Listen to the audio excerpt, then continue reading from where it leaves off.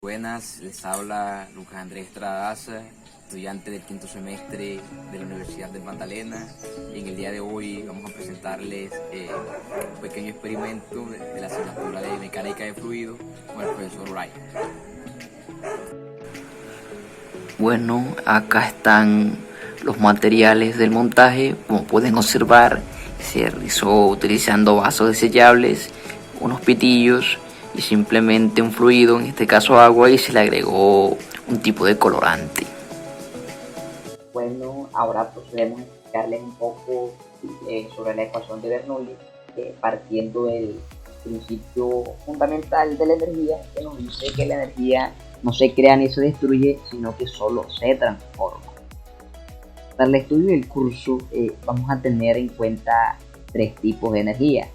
La primera es la energía potencial, que simboliza con la letra Z y hace referencia al trabajo que realiza un cuerpo como producto de la posición en la que se encuentra, es decir, que va a depender de la posición que tenga dicho cuerpo.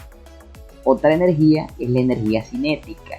Esta energía cinética está dada por la velocidad al cuadrado sobre 2 veces la gravedad y se define o está asociada al movimiento que posee un cuerpo.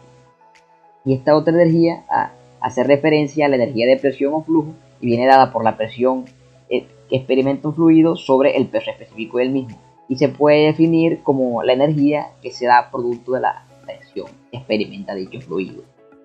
Cabe destacar que esta ecuación de Bernoulli solamente se va a aplicar para los fluidos incompresibles, es decir, aquellos fluidos cuya densidad sea muy baja.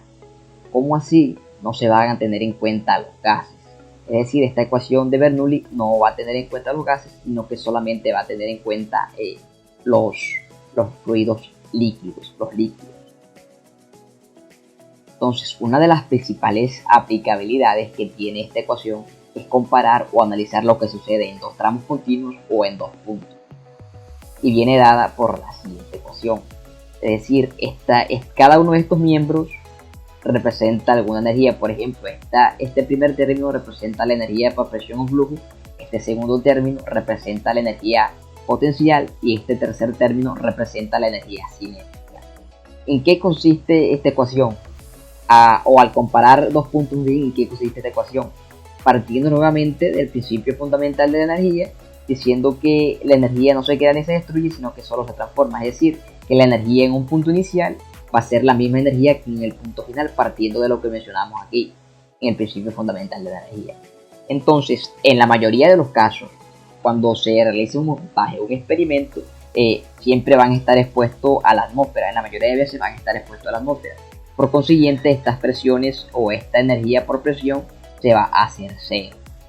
También cabe destacar que analizamos un punto inicial y un punto final, y por consiguiente este punto inicial va a estar en reposo, es decir, que la velocidad inicial o la velocidad de ese punto inicial va a ser cero. Entonces simplemente nos queda bien. Obtenemos que la velocidad final va a ser igual a la raíz cuadrada de esta diferencia de posiciones por 2 veces de gravedad. Acá hago referencia a este término que estoy subrayando porque es que la velocidad va a depender en estos casos es de la diferencia de posiciones, esta diferencia de altura, por decirlo así.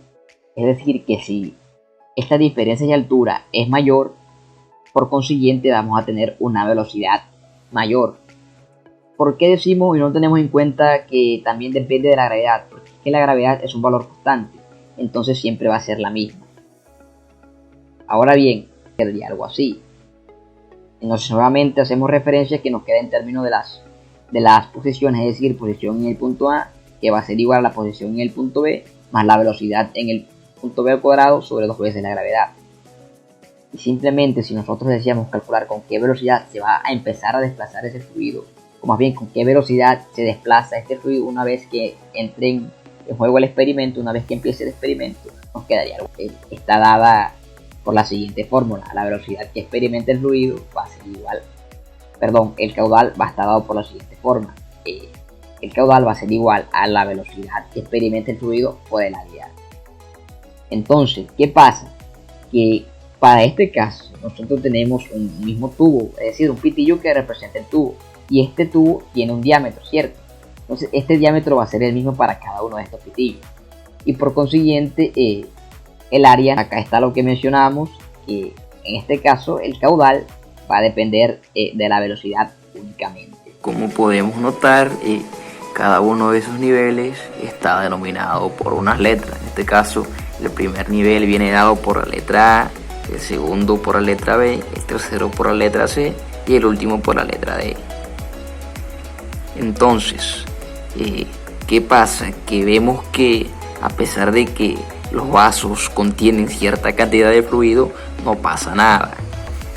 Entonces, ¿por qué no pasa nada? Porque simplemente si vemos los pitillos, notamos que el fluido aún se encuentra por debajo de los codos. Y esto quiere decir que el fluido va a estar expuesto a la presión atmosférica. Por eso observamos que no hay un desplazamiento de fluido como tal. Ahora sí procedemos a realizar el experimento como tal, y para ello vamos a agregarle un poco más de contenido de fluido al primer vaso, es decir, al nivel A, y ahí vemos qué pasa. Cuidadosamente vamos agregándole cierta cantidad de agua hasta que sobrepase el nivel del codo y presenciemos lo que pasa. Pueden ver, hay un desplazamiento de fluidos como tal, y esto se sucede o se da principalmente porque ya el pitillo o el codo empieza a experimentar un proceso de succión, una presión de succión, lo que hace que el fluido empiece a desplazarse. ¿Por qué no lo hacía inicialmente? Como mencionamos ahorita, es que va a estar expuesto a la presión atmosférica y por consiguiente no va a permitir el flujo de dicho fluido. Una vez concluido, terminado el experimento, si nosotros analizamos bien, inicialmente el punto del vaso del nivel D no tenía ninguna cantidad de fluido, y si analizamos ahora, es el que quedó con todo el contenido de los fluidos. Pero ¿qué pasó? Que el principio de Bernoulli actuó, es decir, en el primer caso, cuando el fluido sobrepasó el codo, este codo lo sobrepasó, empezó a haber un proceso de desplazamiento. ¿Y por qué se dio? Se dio porque ya hubo un proceso de succión. Es decir, ya no estaba actuando la presión atmosférica, sino que la presión que estaba actuando era la de succión. Y nuevamente actuó entre dos puntos continuos, es decir, el primer punto inicial era el punto A y el punto final era el punto B. Luego, cuando llegó al punto B, los puntos continuos serían el punto B y el punto C, y nuevamente actuó entre esos dos puntos continuos. Al llegar al punto C, ahora el siguiente punto continuo sería el del nivel D, y por consiguiente fue que el nivel D quedó con mayor cantidad de fluido. Esto es algo muy similar cuando sucedía, por ejemplo, en las carreteras o en las ciudades, cuando las personas se quedan sin gasolina, que utilizan de una manguera y una caneca que contenga combustible y la soplaban. Simplemente la soplaban y eso sería algo muy similar. O también cuando se deseaba sacar gasolina y pasarla de un carro a una moto.